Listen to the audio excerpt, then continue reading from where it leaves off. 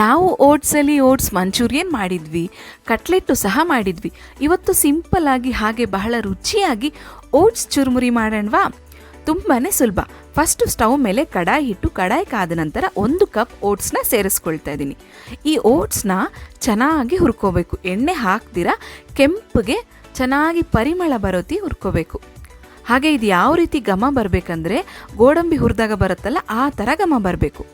ಹಾಗೆ ಇವಾಗ ನಾನಿಲ್ಲಿ ಅರ್ಧ ಕಪ್ಪು ಕೆಂಪು ಅವಲಕ್ಕಿನ ಸೇರಿಸ್ತಾ ಇದ್ದೀನಿ. ಇದು ರೆಡ್ ಪೋಹ. ಹಾಗೆ ಅರ್ಧ ಟೇಬಲ್ ಸ್ಪೂನ್ ತುಪ್ಪ ಹಾಕ್ಕೊಂಡು ಇದನ್ನು ಸಹ ಚೆನ್ನಾಗಿ ಕೆಂಪಗೆ ಹುರ್ಕೊಳ್ತಾ ಇದ್ದೀನಿ, ಈ ಥರ ಎರಡನ್ನು. ಹಾಗೆ ಇವಾಗ ಅದೇ ಕಡಾಯಿಗೆ 2-3 ಟೇಬಲ್ ಸ್ಪೂನ್ ಎಣ್ಣೆ ಹಾಕಿ ಸಾಸಿವೆ ಹಾಕ್ಕೊಳ್ತಾ ಇದ್ದೀನಿ. ಸಾಸಿವೆ ಚಿಟಪಟ ಅಂದ ನಂತರ ಕರಿಬೇವಿನ ಎಲೆ ಸೇರಿಸ್ಕೊಳ್ಳೋಣ.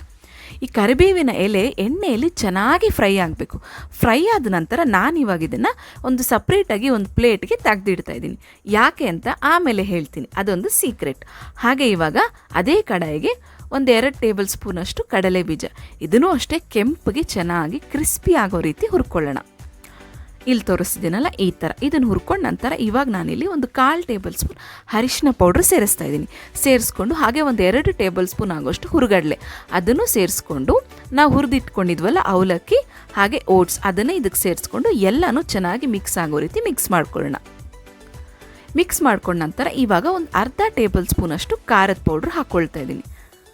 ಅದನ್ನು ಹಾಕ್ಕೊಂಡು ಮತ್ತೊಂದು ಸಲ ಮಿಕ್ಸ್ ಮಾಡಿಕೊಂಡ್ರೆ ಅಷ್ಟೇ ನಮ್ಮ ಓಟ್ಸ್ ಮಿಕ್ಸ್ಚರ್ ರೆಡಿ ಆಗೋಗುತ್ತೆ. ಇದಕ್ಕೆ ಬೆಳ್ಳುಳ್ಳಿ ಚಚ್ಚ ಹಾಕೋಬೋದು, ಒಣಮೆಣ್ಸಿನ್ಕಾಯಿ ಹಾಕೋಬೋದು. ಹಾಕಿ ಏರ್ ಟೈಟ್ ಕಂಟೈನರ್ನಲ್ಲಿ ಹಾಗೆ ಓಟ್ಸ್ ಮಿಕ್ಸ್ಚರ್ ಥರನೂ ತಿನ್ಬೋದು. ಇವಾಗ ಇದನ್ನು ಚುರುಮುರಿ ಮಾಡೋಕ್ಕೆ ಒಂದು ಬೌಲ್ಗೆ ಹಾಕ್ಕೊಂಡಿದ್ದೀನಿ. ಹಾಗೆ ನಾವು ಎತ್ತಿಟ್ಟಿದ್ವಲ್ಲ ಕರಿಬೇವು, ಅದನ್ನು ಈ ಥರ ಕೈಯಲ್ಲೇ ಕ್ರಿಸ್ಪಿಯಾಗಿ ಪುಡಿ ಮಾಡಿಕೊಂಡು ಅದನ್ನು ಸೇರಿಸ್ಕೊತಾ ಇದ್ದೀನಿ. ಹಾಗೆ ಅರ್ಧ ಸೌತೆಕಾಯಿ ಸಣ್ಣದಾಗಿ ಕಟ್ ಮಾಡಿರೋದು ಅದನ್ನು ಹಾಕ್ಕೊಳ್ತಾ ಇದ್ದೀನಿ. ಹಾಗೆ ಈರುಳ್ಳಿ ಸಣ್ಣದಾಗಿ ಕಟ್ ಮಾಡಿದ್ದೀನಿ, ಅದನ್ನು ಸೇರಿಸ್ಕೊಂಡು ಹಾಗೆ ಅರ್ಧ ಟೊಮ್ಯಾಟೊ, ಹಾಗೆ ಸ್ವಲ್ಪ ಕೊತ್ತಂಬರಿ ಸೊಪ್ಪು ಅದನ್ನು ಕಟ್ ಮಾಡಿ ಸೇರಿಸ್ಕೊಂಡಿದ್ದೀನಿ. ಹಾಗೆ ಅರ್ಧ ಟೇಬಲ್ ಸ್ಪೂನಷ್ಟು ಉಪ್ಪು, ನಾವು ಫಸ್ಟಿಂದನೂ ಹಾಕಿಲ್ಲ ಅಲ್ವಾ, ಕೊನೆಯಲ್ಲಿ ಉಪ್ಪು ಹಾಕ್ಕೊಂಡು ಎಲ್ಲನೂ ಮಿಕ್ಸ್ ಮಾಡ್ಕೊಂಡ್ಬಿಟ್ರೆ ನಮ್ಮ ಓಟ್ಸ್ ಚುರುಮುರಿ ಸೂಪರಾಗಿ ಟೇಸ್ಟಾಗಿ ರೆಡಿ ಆಗೋಗುತ್ತೆ. ಈ ಓಟ್ಸ್ ಚುರುಮುರಿ ನೀವು ಟ್ರೈ ಮಾಡಿ ಹೇಗಿತ್ತಂತ ಕಮೆಂಟ್ ಮೂಲಕ ತಿಳಿಸಿ. ಎಲ್ಲರಿಗೂ ಶುಭ ದಿನ. It's your Pooja.